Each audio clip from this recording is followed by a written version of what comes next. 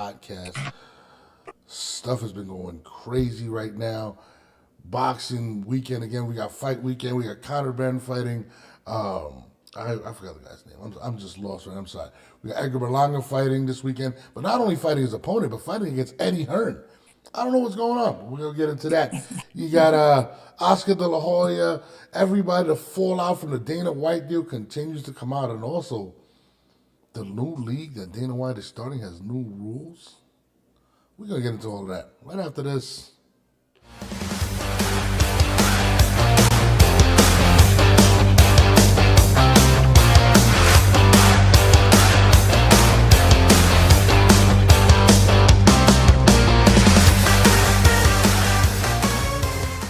And of course, I'm here joined with my favorite person to talk to about boxing, Christine. What's up? Things are good. How are you doing? We do have a lot of things going on in boxing, and I'm ready. I'm ready to dig in. You know, I told you guys I promised I was going to bring more Christine on. So right now we got twice. We're trying to do twice, at least twice with Christine because she's awesome. I love it. But Jesus Christ, what's been going on? We had the slap heard around world with Tiafimo, right? We had that go on. That was wild. Did you witness that? I saw the replay. I did not get to witness it live, but I did see the replay and the theatrics. I tell you, it's getting better and better. So this is my take on it, Christine. Like I'm listen. I like the fact that Tio's trying to, go out there and promote. Like when I watched the first presser in Times Square, I was like, sober Ryan is not entertaining. I'm sorry, he's just not. Right. Devin Haney looked like he was dressed like somebody in the Matrix. Like he didn't want to be there. And this guy was just kind of like, all right, I'm gonna rock out. Like we're gonna do what we do, right? And Tio was kind of just having fun. But Tio was also getting clowned. A lot of people are taking shots at him, calling him a punk, all this type of stuff. Look what this guy did to you, that guy did to you. Look what Terrence Crawford. And like people continue to punk him. And then all of a sudden they do, I think, the pressure in LA, and Barbosa knocks his hat off. And I guess Tio was like, you know what, enough is enough. Yeah, Barbosa's about that life, for real. Okay. I don't know much about him. I don't know. But all I do know is this, that he was tight. He was like, you know what, that's it, and slaps him, right? He slaps him. And the worst thing I think, listen, I've been beat up all types of stuff in my life, right? But to get slapped is definitely... Oh, yeah. Spit on and slapped. Yeah, it's definitely the worst thing I think you can ever do to somebody, right? Yes. And to me, I was like, damn, son, like you really... And Barbosa was bugging. Like he was like, yo, I'm tripping. They had to hold him back. What did you take about it? You know Barbosa a little better than me. What was your take on the slap? I'm just wondering if, Tio has reinstated himself. He wants to be this bad boy, this I don't give a shit. He makes comments some people take as offensive and racist. I personally, I don't like the comments, but I think racism is hatred, and I think he's more fucking around, trying to get in people's head. That's my take. And then the slap, he was probably thinking about doing that. I think I've met Tio a few times. Honestly, he's a nice guy. I often wondered, how his father, no disrespect, that is a little bit extreme, raised such a nice young man. But now we're seeing that he's taken a page out of his dad's book and out of other people's books and trying to be this somebody that he's not. To me, it looks very staged and very fake. What do you think? You think it's real? Like just a real him, his alter ego's coming out, or no? I don't know. I think Tio's a good dude, right? But I think Tio's also a victim of trying to be bigger than what he is. I feel like he hasn't got, everything in regards to what he believes. Listen, let's be honest. He's more accomplished than Ryan Garcia. He's more accomplished than Gervonta Davis in terms of resume. Devin probably as well. He's beaten Josh Taylor, who's the lineal, who nobody, he was a bad boy, beat Lomachenko. Yes. And I feel like he's made comments where he's like, black fighters get treated better than him. They get paid more money. I feel like a lot of Latinos, and I can understand in a sport Yeah. dominated by African Americans or whatnot, don't get the same type of credit. So I kind of vibe with what he's saying. Now, do I agree with the Right. way he goes about it? Right. Absolutely not. But I feel like due to what he's been going through, I feel Hmm. like he's trying to do more in order to make more. And I think he's taking a page out of Ryan's book. Which last year, remember, Ryan was going crazy. People, Yeah, it yeah, sold the fight. absolutely. And he saw all of the likes and shares and Yeah. retweets and money he said that he was making for being this bad guy. So why not? No, absolutely. And I feel like the pressure of him selling, going through everything, he's going through a divorce, everything. Listen, that can motivate you because child support, making more money, you want to get it. You're seeing these guys getting $3-4 million. You're walking around. The highest you said you got paid was 850,000, which is Right. crazy, especially for somebody that's been probably more successful than a lot of these guys. And I get it. I agree. So I kind of get where he's coming from in that regard. Um, but also the way that people treat him, and like Barbosa, Barbosa, he was a little extra. I'm not gonna lie, he probably is about that life, but does he have the same energy towards everybody else? But not only, I think everybody kind of wants to play To in a sense. Oh, So for sure. They know they can get under his skin. It's like they're the puppet masters and he's the puppet. They know that if they push certain buttons, he's gonna act like a buffoon. yeah, but and again, do I want to see the fight more now? Absolutely. So it kind of Yes. worked. Now Sell it, the yes. one thing I've said about Tio, he's probably one of the most criticized fighters out there, but he's also one of the most athletic and talented. Like the Yes. one thing you could say about Tio is he can really fight. Like he's I a agree. dog, and He is a dog. I He will feel like take risks. 100%. Like, and he wants to fight the best. He's called out the best. People be like, "Oh, he's capping." No, I don't believe he is. But at the same time, he wants to get paid accordingly. Facts. Now, in terms of slapping Barbosa, I seen a couple people say, "I'm glad Teal took that step up because people were trying to punk him." Right? I don't like the Hmm. slapping thing simply because it's very disrespectful. Like it's It super is. like this made this fight super personal. Right? Now, It did. and you know, it is what it is. Barbosa, from my understanding, they had to literally carry him out. Like he was ready to kill him.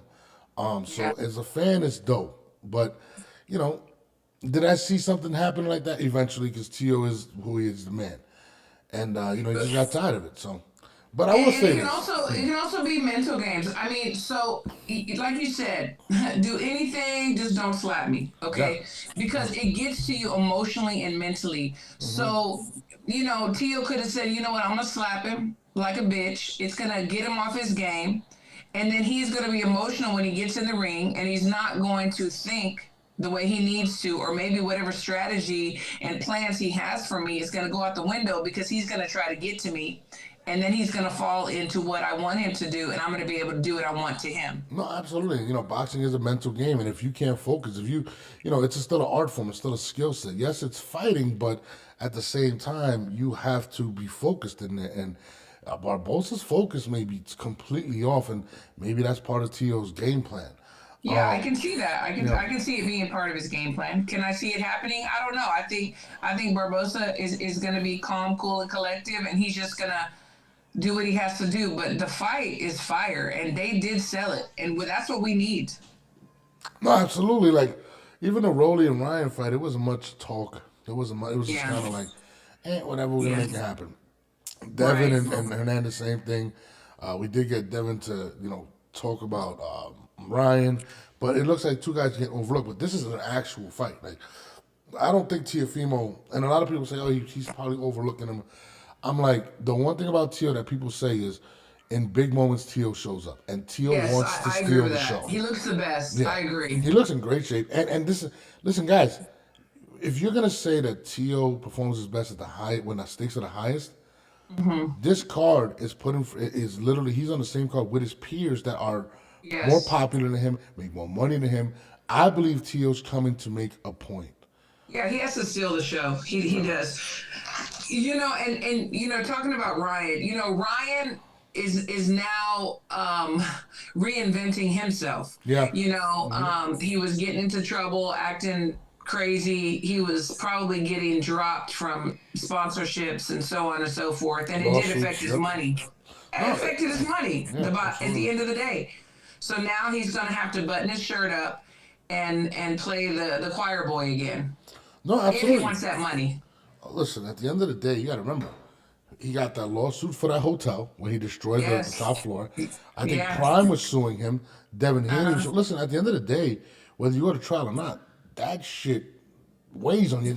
I was through a lawsuit. I spent hundreds of thousands of dollars, so I can only imagine being in Yeah. multiple ones. So, Yeah, right? these huge companies, multi-million, billion-dollar companies that may want to use him as a sponsor are like turning the other way. There's no way. And yes, he's making money on social media, so on and so forth. But the big money is with these sponsorships. No, absolutely. And listen, would you have taken a fight over in Japan if it wasn't for money? Like, come on, like who? And I'm definitely with it. What's up, Jo? Um, Now I will say this: the slap was insulting, right? But Mm-hmm. when you do a slap and then you follow it with lyrics from a rap song, I'm gonna play it. You gotta hear this. This is worse. I don't know what he was talking about. Woo! Mr. TKO, 2 a.m. in the stool and I'm still on go. Anybody got an issue, we go blow for blow. I'm a 2-time champ in case y'all ain't know. And I'm tapped in the yams, I'm from New York though. I got haters, I got fans, I got 10 KOs. I got belts, that's a feeling haters just won't know. They gon' talk, I'ma win, they gon' play their role. Hey, it's too easy, the fight game need me. I been getting fly cause the haters too clingy. Words on my money but they still can't read me. Cartier's on, I see them, they can't see me. I Clowning. played, He is clowning. bro. Like, I was like, what? After the slap, a day later, he drops a mix. Like, he's definitely watching the. Oh, that's funny. He's definitely watching the Ryan Garcia. Remember, Ryan Garcia did. I think Ryan Garcia's song, by the way, was way better. I'm not gonna lie. Way better. But I this, mean, Tio needs to like, practice a little bit more. But hey, props to him. yeah, no, when I heard the song, I was like, yo, I hope you have more energy in the fight than you had in that song because that was bad. And I'm a Tio fan, Tio. I rock with you, bro, but don't ever do it again. That was bad, but that's insulting. If you're Barbosa, I'm like, and if you watch the clips, he actually has the slap in the clips, almost to be like, Yeah. yeah, I planned that, dude. This is what you get. Yeah, he's picking at him mentally. He's definitely picking at him mentally. He wants to get him off his game, and he's. We'll see if he did a good job or not. Absolutely. Hold on. Absolutely, Joe. Shout out to you. He says Barbosa's on a mission, though. Do you think Barbosa has a chance? I think any boxer has a chance. He's undefeated for a reason. But I'm gonna be honest with you. I got Tio on my pound for pound list. I think Tio has Yeah. everything. Yeah. I believe working with Reynoso and Canelo, I think is a big plus for him. I think the biggest knock on Tio, in my opinion, was discipline and not being around the right coaching. And I think being around a Canelo, being around a Reynoso, Yeah. may elevate him to levels that we have never seen. You know what I'm saying? So Yeah. I have Tio. I love Tio. I can't speak for Christine. Christine, what do you think? Yeah, I mean, just like you said, I mean, it's boxing. Anything can happen. Both of them, this is a really good matchup to me, stylistically, and also just what they've both been through and haven't been through. I think it will come down to mentality, and I know I talk about that a lot, but it plays such a big part because they're both in shape. They both have something to lose. They both have something to prove. But who gets to who? Who has gotten to who? I think it comes down to that. Like I said before, yeah, a lot of people don't like Tio. He's made his comments, that they believe they're racist. Again, I'll say I think racism is hate. I don't think he has hate. Yeah. I just think he wants that shock value, and he's doing it. We're talking about him. Everybody's talking about him again, whether it's good or bad. He's doing his job. So I am edging, towards Tio, and I think that after this win, if that's what happens, that he's going to skyrocket even further up, and he's going to get the fights and the paydays that he wants. I'm going to tell you this. I'm going to go a step further than you. Not only is he going to get the win, in my opinion, because it's in Times Square, because it's the first time it's there, but because there's going to be so many eyes on this event, it's a free event. Tio Fimo is going to take the stage, and I believe he's going to stop Barbosa in dramatic fashion. That's what I'm gonna go with. Hey, I all think I right. just feel like T.O. is built for this moment. He is, yeah. I feel like T.O. understands what's going on. And again, he's on there with guys he believes he's better than, but get more love and more money. And I think he's going to try to make a statement in New York City, in Times Square, probably the biggest event this year. If you really think about it, I don't know if you've seen the pictures, but they're saying the ring is literally going to be in the middle of Times Square by the staircase. Yeah, I've seen it. Yeah, it's incredible. Like, Yeah, this is it's, history. I wish I would have just like accidentally been on a trip in New York and been in a hotel that's like, right there. You know what's I could have just crazy? looked out the window. Yo, I was thinking of going. I'm not gonna lie. I'm like 50-50 right now. Shout out to Iceman Scully. He said here I can roll with him. So I was Okay. thinking of going. But again, I think T.O. steals the show. And no disrespect to Barbosa, because I like Barbosa's attitude. I just feel like there's talent and then there's God gifted, and I believe that Teofimo's God gifted. That's just. But there's definitely a lot more pressure on T.O. because, the people that are clowning him and want to see him lose, he wants to prove them wrong. Yeah. He wants to shut them up. Absolutely. But let's move forward. There's a couple fights this weekend. You know what I mean? Stuff that's happening. Edgar Berlanga this is kind of weird, but he's the co-main event to an event in Florida where he's fighting some Puerto Rican guy that I don't know his name. No disrespect to the guy. But the fight didn't catch my eye. But what did catch my eye was the comments he made about Eddie Hearn. And here they are. Let's get a skull fight. What's going on, man? Yeah, there was a lot going on. I could have had the skull fight. He was already in my DM asking me to send contracts to him. He wanted a certain number. Nobody wanted to pay. They didn't want to pay him that number. You know what I'm saying? But hey, it is what it is, man. At the end of the day, I'm a free agent after this fight, and I could go on to make my fight the fights that I want. You know what I'm saying? The biggest fights. Let's get a skull. Now, shout out to Hangout, my man Johnny from the Hangout spot. That was his footage. So in that clip, it was just him talking about that he could have got the fight with Skull. If you watch the entire interview, right, he basically blames everything on Eddie. He takes a shot at Eddie. He's talking about the free agency, says that Eddie didn't want to pay him, William Skull and whatnot. And he kind of digs in. Right? And Eddie Hearn did respond. This is part of it. I couldn't play the whole interview, but I'll play part of what he said, and this is what his response was. This whole thing about fighters want to have promotional companies and they want to be partners. I'll tell you what we'll do. We'll have a partnership, right, where we'll pay William Skull what he wants, we'll pay you what you want, but we'll go 50-50 on the show. So if the show loses $2 million, you okay to put $1 million in? Or you just want your logo on the backdrop? That's the reality. They don't want to roll the dice. They don't want to put the money up. They just want to be partners. The greatest thing for a fighter to be is with a good team of people that financially continuously reward them, which is what we've done for Edgar Berlanga. $12 million. This whole... So watch. All right. So you got to watch. Go to the Hangout. Shout out to my guy Johnny. If you guys watch the show, it's good show. Johnny, yes, great work. So let me give you the gist of it. So Edgar does this interview. He was a little disrespectful. I'm not gonna lie. Like I watched it. Yeah. He kind of said something about the devil and all this, and guys full of shit. He was taking shots. So Eddie responded in a way that I thought was great, and he said, these guys want to get paid, but they don't want to invest in themselves. He said Edgar believes he's worth X amount of dollars, but he can't sell out the show. Now, Edgar wanted the show in Puerto Rico. So Eddie was trying to make the show happen. And, he says in the interview that Edgar has this thought in his head how big he is, but he's really not. And they couldn't get the show done, so he went to the original contract that Edgar put in the contract where he would be a CONOR main event after the Canelo fight. That was just part of his Canelo deal.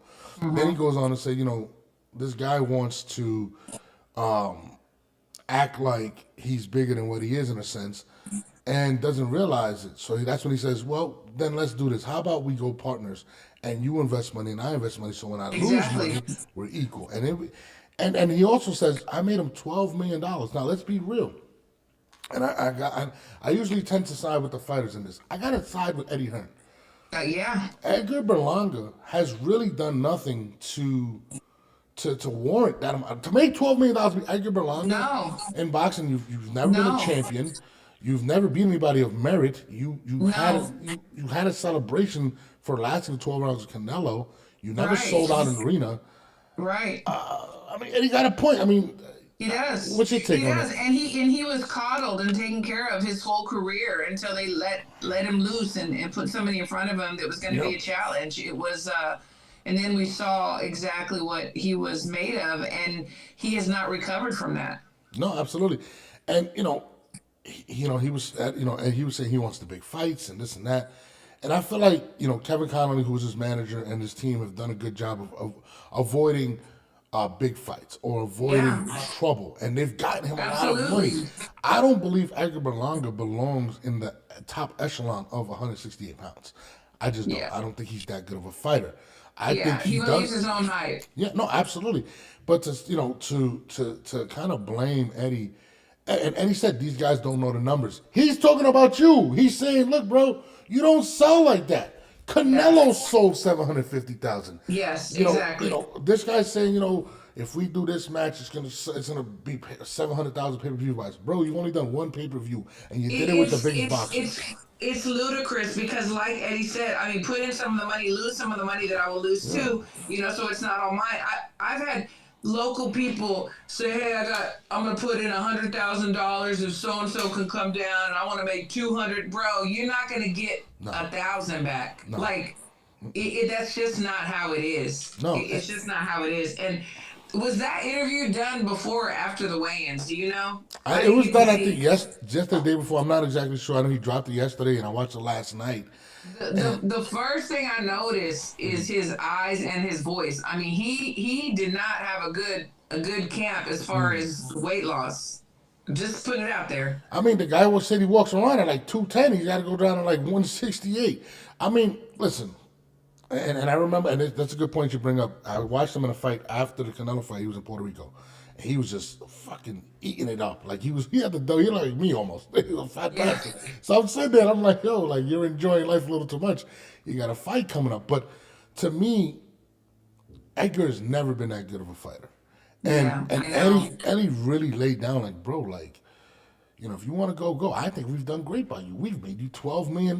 He actually put out the number. Like, invest it. Yeah. Do some, and he again too. I mean, I've had the pleasure of having dinner with he and his wife and some other people, and he's a very nice guy. It's like, but nice guys don't win you fights. you talking about Eddie or it's I don't know. no? Who you said you had dinner with? I'm sorry. With Edgar, his Oh, wife, okay. and with some friends. Okay. We this was a few years ago, and a very nice guy, very nice. Yeah. Wife, they're very generous, very sweet. But like I said, being a nice guy doesn't make you a great Absolutely. boxer. I've heard the same. A lot of people that he's been around and I've been around my whole life. Yes. And I think he's a good kid and I wish him the best. But I Yeah, really me do too. believe that what he believes he's worth, when you're talking about, you're saying, yo, if I do this, I think he was talking about, what's his name that fought Canelo? Munguia. The Munguia fight will get 700,000 buys. Puerto Rico was Mexico. Bro, no. Your only pay-per-view was against Canelo. And Canelo sells. He has a hardcore fan base. He's a global icon. Exactly right. I'm like, I mean, you still haven't beaten anyone of merit to where we can sit there and be like, No, okay. that's what Canelo has his contract with Turk. 4 fights, making a gazillion dollars. You know what I mean? Yeah, that's why. Yeah, and listen, it was really crazy to hear. If you gotta watch it, it's a very good interview. If you guys get a chance, go to the Hangout go spot. back, yeah. Go watch it. And Eddie's like, if he goes, he goes. I mean, I can say, I've done a great job of getting him and changing his life. And he said a lot of things, like the way he attacked Edgar in that, and it wasn't an attack.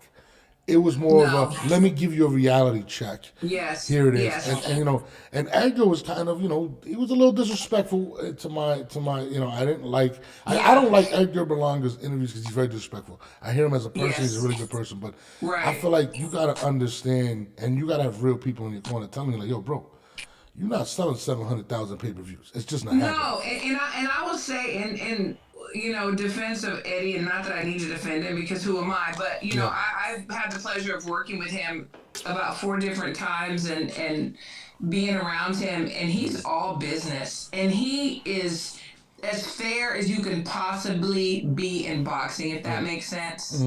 You know, and he doesn't shit talk. He just lays out the facts, and that's one of the many things that I like about him. I'm a fan of Eddie. I am too. You know, I like Eddie. I like Eddie a lot. I like his approach. I like how how he carries himself, and if you watch the interview, it's kind of crazy because I think so. He interviews Edgar first, and then he goes to Eddie, and he tells him, "Well, he had these things to say about you," and he kind of listen. He was like Johnny's a good guy, so Johnny's kind of trying to not throw Edgar under the bus, but yeah, he said these things, and this is what he was. And Eddie kind of was calm and collective. Was like, oh, okay, and he really, he hits a really good piece, and he kind of breaks it all down, and he actually ends up actually having speaking about the Dana White situation as well, but specifically when it came to Edgar, he kind of let him have it, and then he said, oh, this is another key thing that he did say. He said sometimes free agency isn't the best thing for a fighter; it's security, and I loved how he put that because he's like, bro. And what he meant by that was, and this is how I took it, was you believe you're worth this amount of money. And he says it in there. But these guys aren't worth don't believe that. When William Skull says he wants wants $3 million, that William Skull versus Edgar Berlanga doesn't sell. I can't pay that. There's no one in the world gonna pay it. So if you nobody think you even knew who Skull was until now he's gonna fight Canelo, and everybody's all of a suddenly Googling him and looking at what he's done. I don't know who the hell he is. Let's be honest. Yeah, I don't know who he is. At the end of the day, I don't know how he became the number one contender. None of that. But also, Edgar wanted that matchup to try to force. This is what I heard from behind the scenes. He wanted to get the William Skull matchup so he could try to get another Canelo fight. And I'm sitting here like, dude, you're never going to Nobody wants that, and I'm sorry. I know you need to make your money, and I hope that you do, but nobody wants to see that. That would be, to me, even though we don't know who Skull is, if we've done our homework, we do now, and I would to see the Skull fight before another Berlanga fight for sure. No, I mean, listen, I'm with you. The one thing I did like about what Berlanga finally said is he wants the big fights. He wants to fight Charlo. He wants to fight Plant. Okay. He wants to, but I'm going to be honest. He doesn't beat any of them. He just doesn't. But listen, if I was him, and this is being real, I think he needs to thank Eddie for making him the amount of money. Absolutely. I think there's Don't fighters. burn bridges. No. Eddie's going to have his hand in a lot of things. Don't burn bridges. And not only thank that. him. No, I'm sorry. And not only that, Teofimo's more accomplished, hasn't made nowhere near what you've made. Right. So, right. Eddie Hearn has a point. This guy's a champion. He's a champion. So, Terrence Crawford had to go through it for how many years with top Yeah, runners? for sure. So, I feel like sometimes you got to count your blessings and understand what you're worth. Yes. You know what I mean? So, I apologize for cutting you off. I just was like, oh. No, you're not cutting me off. You're good.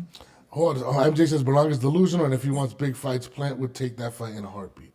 Oh my gosh, in a heartbeat, and I would love to see that fight. I would like to see. I like Plant. I love Caleb Plant. Yes. I love everything about Caleb Plant. Yes. The way he carries himself. It is a perfect style for Berlanga, and he's definitely about the life. He doesn't care. Yeah, he's definitely about that life. Just don't grab his beard because he'll slap you. You know what I'm saying?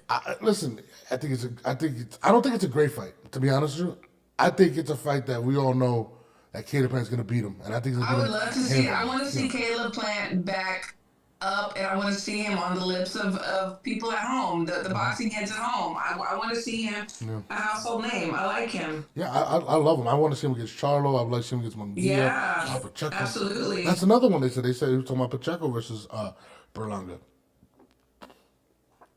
I don't see it being any of these guys. So, Eddie Hearn should have a nice Christmas card. Thank you, Yes. Eddie. Get me 2 more big fights, and then I'm honestly, I don't believe I believe he has another 2-year run and he's done. I don't think he's going to be able to beat the top fighters at that weight class. Even with another 2-year run, he'll probably fight twice, maybe, if he's lucky. Hopefully he invests his money. I don't think he has the skill set. They say they don't have the skills to pay the bills. Not at 168. You know, and it's very hard for boxers who have grown up in the gym and done some things, some notable things, to retire and to hang it up. And he's still young. I get it. I get it. But that's when you need the right people around you in your circle saying, you know what, you've had a good run, you've done great. You don't have to quit now. Yeah. Let's say 2 more years, 2 more fights, and then let's start investing, you know. But you gotta have, I'm not saying he doesn't have good people around him. No, that's but okay. There has to be people that are gonna lead you in that direction. But sometimes as a person, you have to understand you really do have good people around you because they've got, listen, Yeah. nobody in the world believed you should have got that fight with Canelo. And they got Nobody. it. Nobody. Eddie Hearn got a few. Kevin Connolly got a few. They got a few. Nobody, you should have not been the number one contender. Like you said, Christmas card, New Year's Eve, a bottle of champagne, And Hanukkah, Thanksgiving Kwanzaa. turkey. Yeah, listen, and honestly, and I think Eddie, and listen, if you don't think these promoters, and listen, you don't fuck with Oscar. You told Oscar, Yeah. suck a dick, right? That's what exactly quit what burning bridges, bro. like, where you go? You're not Canelo, bro. Canelo can be like, okay, go fuck yourself. I'm gonna go hit. Hey, but even Canelo has a price, okay? Turkey told him, no, you can't bring the belt up here. Hey, even Canelo. He's calling him Uncle Turkey. Think about that one. Yeah. So, you know, listen, I gotta side with Eddie on this. Count your blessings, brother. Count your blessings. He made you $12 million. Count your blessings. He's still got another fight. You know, you got this hand, and this. Oh, I forgot to tell you this one. This one was a gut punch for me. What Eddie said. He said we set you up with a couple fights, but let's be honest, these were showcase fights. Like Eddie, listen, the way Eddie jabs and hits you with uppercuts, he does it so smooth. He's slick with it. He's not gonna call you out your name. He's gonna speak to you in a way where you're like, wait, was that an insult? Oh my wait, did God. he just? Yeah, I love it. Kristen, you have to watch it. When he said, I'm going let's be to. serious, these were showcase fights, I was like, oh, he didn't just say that. Like, dude, like you haven't fought nobody and I got you $12 million. I think you should be kissing my ass right now. Absolutely, shine my shoes. Something. Yeah, I mean, listen, look, shout out to Eddie Hearn, man. That was a great response. I'm not gonna lie. Shout out to the Hangout, man. That was super dope. Thanks, Eddie. But let's move on. Let's move on. There's still the backlash of the Dana White deal. Still people going crazy. Oscar De La Hoya said something extremely interesting in regards to the Dana White deal. I'm going to play it for you. That comment to me, I felt a little offended. Dana White has stated that he'd rather not work with the established promoters now if he doesn't have to, but it looks like he will be open to it. Just overall, what have you heard? And how do you think things are going to unfold? And what do you feel about their No, look, I mean, I did hear that he passed over the reins of boxing to Dana White. Well, that comment to me, I felt a little offended because I've been in boxing all my life and I've been promoting for 20 some odd years. So what I'm gonna do is stay in my lane and do what I do for Golden Boy and with the Zone and give the fight fans the best fights that can possibly be made, just the way we've been doing for years. And, you know, working with Turkey Al-Sheikh and Riyadh season and sprinkling these championship big events, yeah, it's an honor for me to do that. But I have my business that I'm gonna take care of as well. And nobody's gonna touch me there because we are the best developers in the fight game. And we take our fighters to championship levels, to superstardom, like the way we did with Canelo and Ryan Garcia. So I'm gonna stick in my lane and I'm gonna work with Turkey Al-Sheikh because it has been very positive. That comment. It's a lot to unravel in what he's saying, right? Yeah. When I watched that, he was definitely hurt. First of all, we all know Oh yeah. he's sworn enemies with Dana White. He just recently dropped an interview where he said, I'll go on Joe Rogan and me and you can have it out and it'll be the ratings blockbuster, but whatever.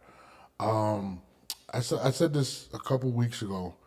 Nobody likes to lose money, right? No. We've watched Turkey Al-Asik bring in all these promoters and do it their way, and him lose monies, all the way to the point where they do a mega event, they go from a 25K venue to 6K venue. We also heard rumors of fighters not getting paid fully. Listen, as much money as you have out there, there's always a budget allocated to certain things, and they expect a return. Absolutely. Right? Oscar was a part of that. You know, I mean, again, Oscar may have said, "Hey, maybe this might not work or whatnot," but you guys were all a part of it. You guys didn't make him any money; you just lost him a bunch of money. Yeah. And you know, I think Oscar kind of sees. He's kind of trying to play, in my opinion, he's trying to play both sides of the fence. Like, I don't want to ruin the relationship with him.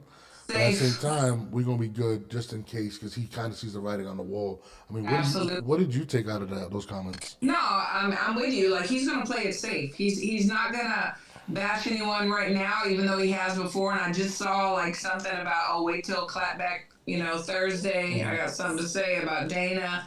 But he knows that Dana is in the right-hand seat of Uncle Turk. So he can't say too much. So I'm very curious to see what he's going to say. He seemed hurt, as you said. He seemed a little uneasy, a little nervous. Like, he probably went back to his hotel room and was like, shit, what is going to happen? I don't know. Am I going to be here in the next 5 years, 10 years, whatever, or not? And rightfully so. He should be nervous. I might be jumping the gun, but I had seen, where they're wanting to do the WWE, UFC, and boxing events together. And That's I'm like, crazy. What? Man, let me touch on that point where you just made. I think it was a great point. Recently, we had the biggest boxing event in history in terms of viewership, right? And it was by Netflix, and it was Jake Paul, right?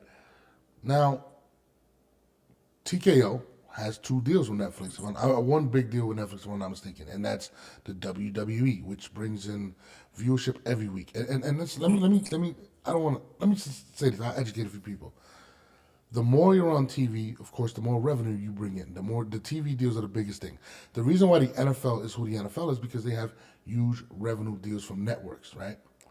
When you get a network deal, right, like a Netflix situation, let's say with WWE, they're expecting content every week. Boxing doesn't have that.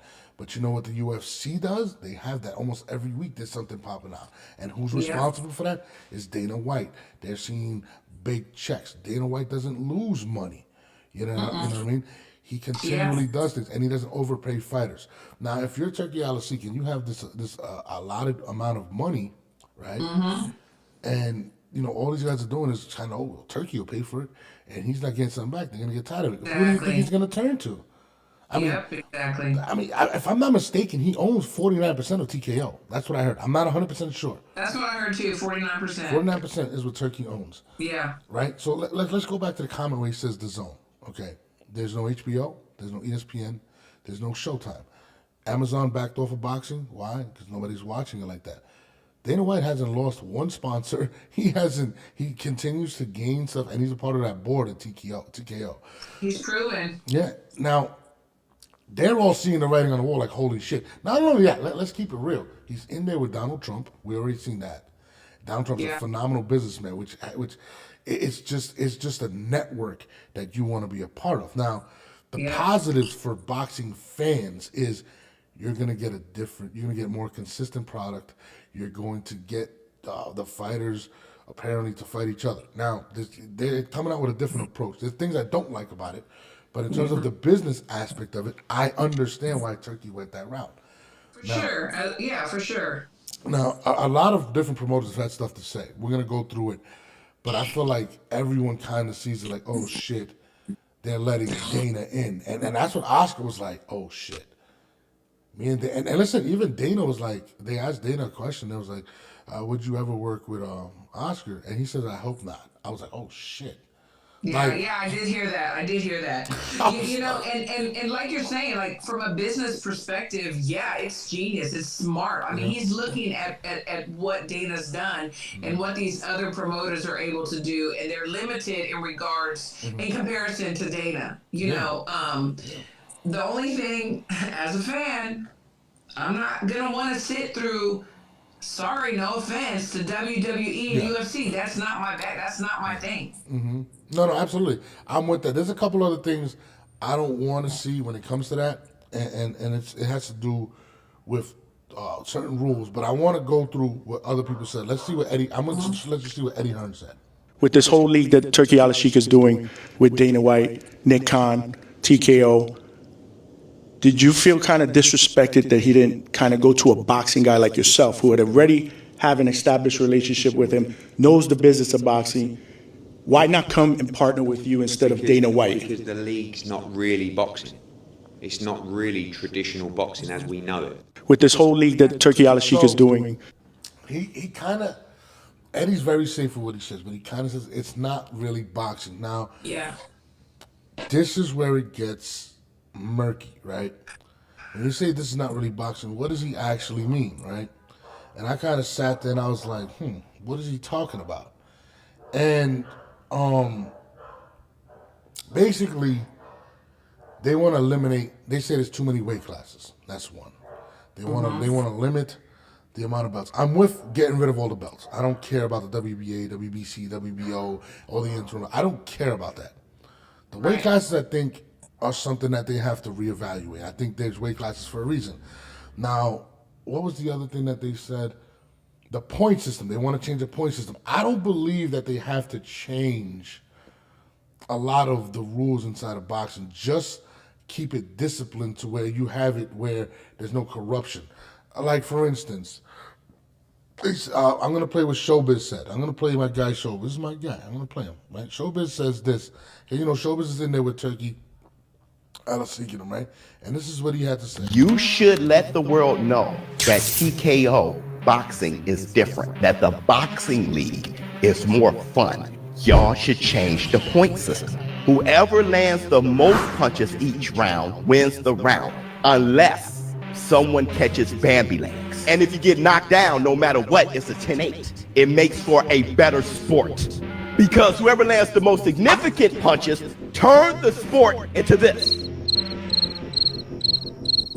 Whoever lands the most punches turns it to this. Pop, pop, pop, pop, pop, pop, pop, pop. Everything goes up.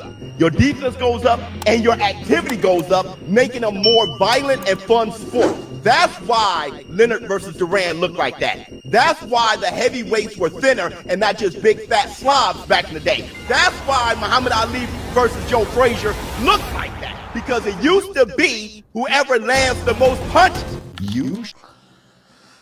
So, the rules, all right, so the weight class thing, I think the weight class should be there. Now, in terms of landing more punches, that's going to be kind of Olympic style. You know how the Olympics is more about... Yeah, it is, definitely. I was just going to make, like I always make notes during, that's exactly what it is, Olympic style. So is it the most punches or the most effective punches is what they're wanting? Because, okay, you can pat, pat, pat, pity, pat, but what is effective? These effective punches, these effective blows. I mean, I got questions. Yeah, I got super questions. And then, what makes... And guys, let's take away the Shakur Stevensons and the guys that want to beat Floyd.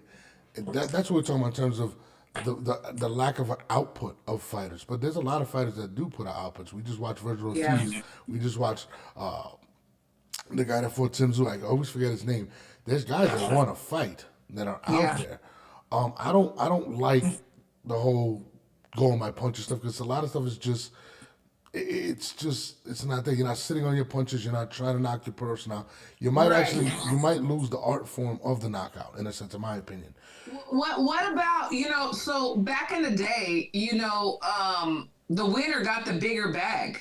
Back in the day. What about that? And then I know in this new league, the Team Combat League, I think the knockout of the night or something like that. I mean, they get more money too.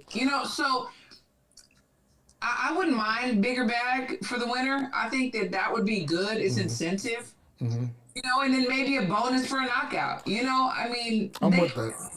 If they can do things like that, I think, and this is just me thinking outside the box, right?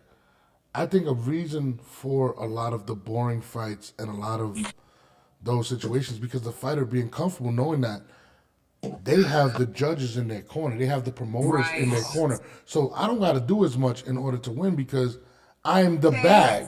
Exactly. Tank was so sure that he had the judges in his pocket. Exactly. So in my opinion, I feel as if you can eliminate that corruption, the stuff that just transpired with Lamont Roach, that was a great performance from Lamont Roach. And what killed it was the referee doing a terrible job at his job. The judges, I feel like even the replay person, I think if you eliminate and you start policing the corruption and you really start breaking down on this, we're going to make fighters have to fight, even if you're a champion, even if you're someone that feels like, oh, I'm the more popular guy, they need me to win this fight. That's what makes the UFC dope because you could be that money guy, but your ass can lose too if you're not fighting. And I think what Dana's done a great job in is eliminating steroids from UFC, right? Eliminating popularity bias, and I think that's what kills boxing. When you allow Shakur and these guys to dance around because they have the bigger name and win a fight without a bigger output, that's what happens. So I don't like the pity pat style. You know what I'm saying? But if we can do something to eliminate the corruption, and even with the WBA, WBC, and these belts, I hate it because William Sco's the number one contender, and Christine, I don't even know who the hell he's ever fought. Look, it's politics. I've talked about it so many times. It's all about let's go to dinner, the management, the managers, and so on and so forth. They're talking with the sanctioning bodies, It's all politics. I've seen it so much. I've seen it behind the scenes. I've seen it, like we're seeing Skull fight Canelo. Yeah. Prime example. Yeah. Who knew? Who knew? No, and that's and that's my point. Like I'm sitting here, and I'm like, no, it's not. It's not because of the guys, forcing them to punch more. No, bro, like it's the corruption. To me, I think that's what allows these fighters to for Tank not to throw any punches for 4 rounds and feel like he can still win a round.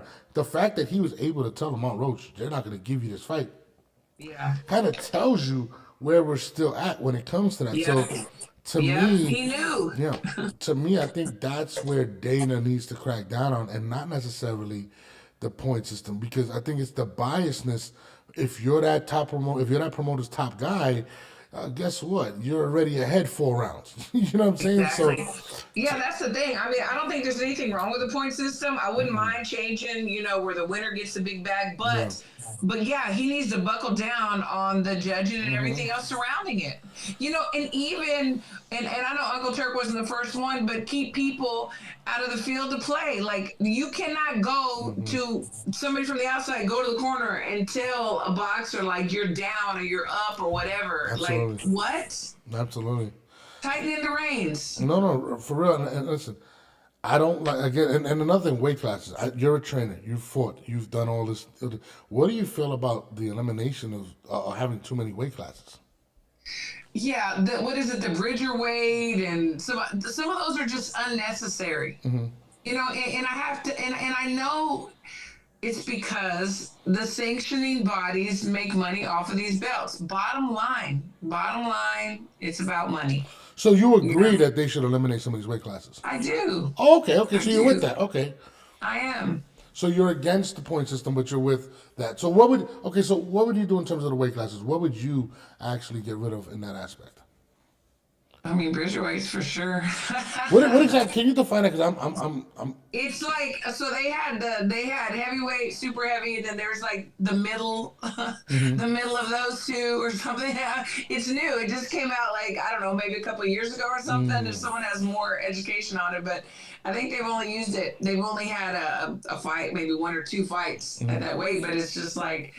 It's just more money for the sanctioning bodies. I mean, like I said, correct me if I'm wrong for people that know more about it, but I don't mind eliminating some of the weight classes. And I'm still kind of stuck as far as the different belts. I think we do have too many belts, but I'm not quite sure which ones I don't know. I'm used to seeing the green belt, you know? I mean, it's just like you grow up Tradition, and like yeah. these are some traditional things, you know? See, my thing is, I'm old school. I wish, and I'm with you too. Like, I love seeing the green belt, but I feel like we've allowed it to become about money and corruption, Yeah, not about I who's don't the disagree champion. with that. So I don't, yeah. I think what Dana, and this is just what I would like to see Dana do.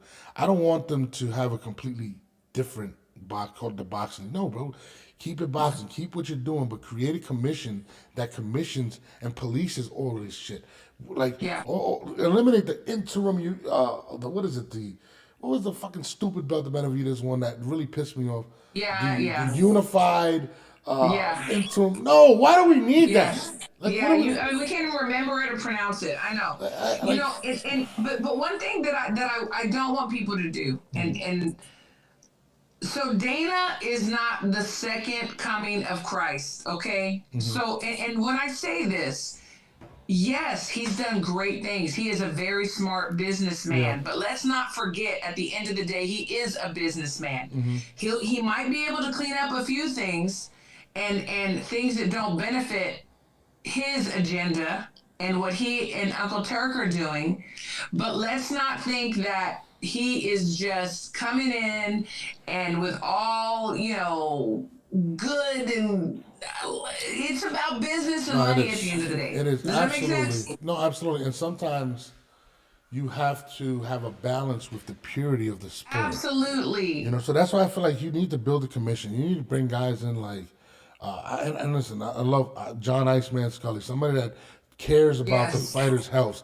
The man Respect. actually holds auctions every like month, damn near, to take care of fighters that can't take That's care of beautiful. themselves anymore. I think That's beautiful. I think if Dana's going to come into the situation, you have to kind of look at it like that. Like, okay, why is the NFL the number one league in the world in the United States, right? Yeah. They take ownership. They take care of their own.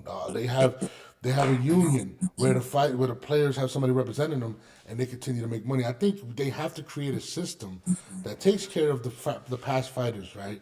I think you're so right, and I'm so glad you're saying that because that is something. So I'm just gonna like talk about this really quickly, but like in my own gym, it's like people will ask me like, what is most important for you? Whatever. The most important thing for me before having a world champion or Olympian or whatever, the most important thing for me is to protect them, to keep them safe, to give them all the tools that I can give them to ensure their safety. Yeah, it's boxing, they're going to get hit, but I want them to be as safe as possible. Number one. Number two, we just saw Heather Hardy not too long ago, maybe a year ago. She was on Twitter and she was pleading for people to help her with funds.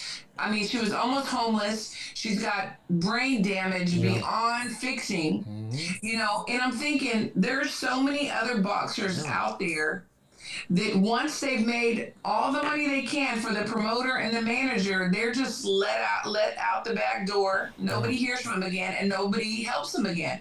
No. We need to be able to put a system in place. Can you just plug that in? To where we can take care of it. That's what I want to see. I want to see Dana put a system together where it's the responsibility of the promoter. If you're making the promoter a lot of money, then he needs to be able to give something back. No, absolutely, and now there's funds to do it. You have Turkey Al-Sheikh, you have Netflix, you're part of TKO, which is connected with the UFC and these guys. So these boxers should have insurance. They should have. Like I was told by fighters that their own insurance is better than the insurance they have at the fights. They got to take care of themselves sometimes. Absolutely, and I'm just like, absolutely. what? I've seen it too many times. It's horrible. So, no, I'm with you. So to me, and I think nobody's talking about this. Everybody's talking about whatever. I think Dana, his best asset is his business acumen, whatever. But I feel like you have to come into the situation to turn it into what the NFL is. And take care of these fighters and also get rid of the corruption. The corruption is what ruins boxing. For sure. It's disgusting. Like every time, how many times we got to turn around and see why is the New York State Athletic Commission commissioning themselves? Like we just watched them fine Golden Boy $1.2 million in the Devin Haney fight, and I'm sitting here like, I don't get why they're paying the promoter, that their fighter was the one that was cheating. I don't Right. understand those things. I don't No. understand why they're sanctioning fees. Why are they paying 3%? Like, I don't understand that. So to me, it's like, if these people want to be a part of the game, then there has to be some type of policing, because money changes everything, and you can buy rankings. Absolutely, absolutely, and that's what these conventions are for. Yeah. The conventions, so the sanctioning fees, yeah, they go to pay the staff, pay the president, and they go to pay for these, trips to Puerto Rico or to wherever, and Mexico and all the other, all these beautiful tropical places, and so that at the end of the day, ultimately, rankings are bought. And I hate to say it, but I've seen it with my own eyes. Now there's other people that had things to say about it. I want to play this Lou DiBella clip. I want you to hear this and tell me, because this is Respect Lou. Yeah. I feel like a lot of people aren't really looking at the totality of the situation. You know what I mean? And they're just like, well, and I said this before when it came to people talking about Turkey LLC. I don't know how many times I got to say this, but nobody likes to lose money. You guys is looking at it like, hey, they have oil money, they have this. It's deeper than that. And Lou DiBella had this to say about the 4 horsemen in regards to the promoters, the top promoters. Check this out. Right? And frankly, Turkey making the 4 major guys all his little peons, it made this much more doable. And now you have a company capitalized on the stock exchange to 26, 27 million, depending on how you measure it. Right. With UFC alone, capitalized 11 billion, 26, 27 billion, 11 billion, and economically supported by the deepest pockets in the world. I mean, they're pretty much well set up for this. So when you found out about this last week, and it was the worst kept secret. I mean, it was not a secret. Okay. Your initial reaction was what? Inevitable? Inevitable, and that I think it couldn't be at a better time. Why is that? I mean, come on. Like you have, first of all, everything, the environment in this country, right? I mean, who's more in with the government right now than Dana and Joe Rogan? And just stretch that out to Nick Khan and Ari, right? When Ari starts talking a couple of weeks ago about the Ali Act and how it was bad law, that said to me the Ali Act doesn't have a lot of time left. And maybe, by the way, I think the Ali Act, parts of the Ali Act should not be repealed. You helped write the Ali Act. Yes, I did, with John McCain, who was a friend of mine. Right. And I helped write the Ali Act. But there are parts of the Ali Act that no longer make any sense. Like what? I mean, why can't a promotion have its own bells? Well, why are we protecting the ratings organizations? Okay, so why did you put that in there, or why were you a part of the process? It really wasn't. That wasn't the main thrust of the act, but it was trying at that point in time when they went. Look, that was being written at a time period where boxing was, as it usually is, totally Dodge City. Right. Which is one of the reasons why the whole system has to come down. And the greatest reason I think that Dana and Nick and the TKO people with Turkey's money have a tremendous chance to pull this off. First of all, Turkey's already the most powerful promoter in the business, right? So the second that this new company starts functioning, they are the biggest promoter in this business. Yeah, I'm sorry about that. I knew you got to go. I apologize. No, you're fine. You're fine, but he's right on. Like, Lou's also a very smart man. I get to talk to him sometimes because he's the promoter for my girl, Shay Metcalf Chicken. So I think he's very smart, and yeah. No, I mean, he brings up a lot of good points in regards to the four main promoters and how it's going to change. I mean, it's definitely going to be a different ball game. I definitely believe him. I think that he has a very good chance. I think, and I'm gonna be honest, I think Turkey's best move was to align with Dana, and I just hope that they take all these things into account when they do what they're doing right now. Yeah, and nobody likes change, but a change is coming, and throughout history we've seen changes, and nobody likes them, and then you get used to them, and then that's the way it is, and then something else comes, and there's change again. but we change according to the needs and to the things that are going right and wrong. So, you know, at first, you know, I was like, wow, okay, what's this going to look like? But we're just going to wait and see, because whether we like it or not, it's happening. No, absolutely. And again, I think a change definitely needs to happen, more so because of the things that we've been witnessing in these fights and preferential treatment according to who makes the most money, who's the biggest draw. I mean, we just literally witnessed it a couple weeks ago, and I think that Yeah. that I mean, I don't think it's a coincidence the timing of the announcements that we've seen, especially with all of the things that's happening in boxing. Yeah. In regards to Turkey, bringing back the Ring Magazine belt, doing that event in London where it's more prestigious now. I like those things in terms of boxing. So I like some of the things that Uncle Turkey is Yeah. doing right now.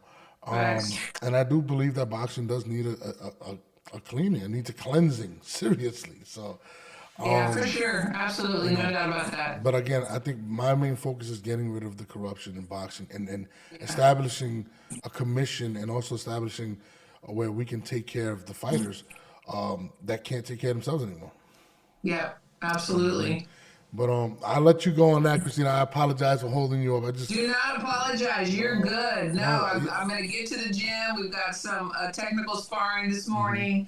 So I'm going to go make sure they're jumping their rope and prepared for that. But it's always a pleasure. And everybody in the chat, thanks for tuning in. And you will see me back on Monday. And when we bringing chicken on? Because that's what you said. You promised me some chicken. Yeah, you know, she said she'll come on Monday. So let's bring her on Monday. All right, so let's do it. Let's make it happen. I appreciate you. I'm going to continue. I'm going to let Christine get up out of here. I Thank appreciate you, Christine. Thank Thanks. you. Have a good one. Shout out to Bye-bye. In the Ring with Christine. Yes. We're going to keep it moving for a little bit longer. Yeah, man, shout out to Christine, man. I love having her on. You know, that she's my permanent co-host. She doesn't know she's my permanent co-host yet, but she is. I just love her. She's awesome. But yeah, man. In regards to everything that's transpiring, I think it's in the business aspect. And I know a lot of people don't want to get too into business; they just want to see fights. But it's going to be a lot of changes. It's going to be a lot of things going on in regards to changing how the sport is made. I just don't want it to divide the sport. I want the sport to come together. I want Dana White to be utilized the way he is best utilized. And also, I feel like Oscar brings something to the table. I feel like Aram, I feel like Eddie Hearn, I feel like everyone may bring something to the table. I think this should be similar to like an NFL type of thing where we have owners and revenue sharing and just promote, because I feel like all of them together, working together, can bring this sport to greater riches as well as greater notoriety and just as a greater sport, period. So to me, I feel as if that's what needs to be done. Shout out to the people in the chat. Shout out to Ryan. Absolutely. He said this is going to be crazy development as it unfolds. Absolutely. It's going to be crazy. I mean, you know, there's a lot to talk. I just hope that this doesn't, you know, alter what boxing and why we love boxing. You know what I mean? You know, I love boxing. I love watching it. You know, and as purists, you know, a lot of times, even in the NFL, I'm a big NFL fan, right? We get these rule changes like, oh, man, I'm tired of this. But sometimes you got to do things in order to grow as a sport, especially health-wise. We're seeing more things transpire in regards to athletes getting more protection. You know, so to me, I think that's the big thing in boxing. Boxers need to be looked at better. You know what I mean? So that's just how I feel. Hopefully, that's what transpires. But off the business, there are more fights happening this weekend, and one of those fights happens to be freaking Conor BENN versus Chris Eubanks Jr. When we saw your fathers together earlier, they refused to shake hands at the end of being interviewed. Would you shake hands together now? Of course I would. No. This is not a time to be cordial. You know, if there's ever a day that he comes clean about what happened and why it happened, why he failed those drugs tests, then we can talk about shaking hands. Until that time, no respect will be given to this kid. None. Even though he's just magnanimous. That was so hard for me to do, by the way. Well, I know. It was so hard for me to not slap you across the face when we had that face-off. So hard. And my mum will be really proud of me because I promised I wouldn't do anything stupid. And I like to just point out that was so hard for me to do. Probably one of the hardest things I've had to do in a long time. It's going to be a lot harder. Oh, it's going to be easy work. You're easy work. I'm going to flatten you quicker than Smith. You can't even shake each other's hand. I could shake. I know you've offered to, but you won't do that. What would it achieve? Apart from giving you views. It doesn't give me any views. So why are you asking us to do it? I've told you I don't want to do it. I think that actually it is a noble sport, and that although you're going to be getting in a ring and pounding each other's heads in, actually you can also at the same time have a mutual respect for the fact you're both professional boxers and you both know what that entails. He has no class. He just slapped me around the head with an egg. You think he's going to shake my hand? He has zero class. I've shaken the hands of pretty much every man I've ever fought. But if you cheat, that respect, it goes out the window. I'm sorry. Your opinion. I have to make an example. You know, there are kids that are going to watch this. They need to understand, if you get caught, cleared, you lose everything. You lose your respect, you lose your name, you lose your life. I mean, we just heard the words of Conor Benn and Chris Eubanks Jr. I'll tell you this right now, man. I got a lot of respect for Conor Benn. He's made me a fan of him. Just his approach. I feel like that was a genuine moment when it came to how he felt about the fight. I don't really think. I think he understands. You know, he definitely has disdain for Chris Eubanks, but I feel like he's a classy person. But I also understand Chris Eubanks kind of staying into his characters, trying to stay focused. But this fight definitely made me want to see it more and all this promotion. I didn't like the egg thing that Chris Eubanks did. I think that was very disrespectful, and it was unnecessary. But I will tell you this, man. This is a fight that I definitely want to see, and it goes down, I think, today. I'm not sure exactly what time, but I will be tuned in. But these two guys have definitely earned my respect, especially Conor Benn. Like, I really, really like Conor Benn. I think I'm a fan now. Just the way he carried himself, just like, you know, it took me. He said it took me a lot for you to say I would shake your hand, and I think it was a genuine moment. Like, he was like, "Yo, bro, like, let's keep this shit what it is." And I hope for the benefit of boxing, these guys shake it out afterwards and take it like that, man. But it's your boy Norbs. I'll be on tonight. I think it was tonight. We're gonna get it popping again. Yeah, it's your boy. Make sure y'all tune in. I love y'all to death. We are out of here.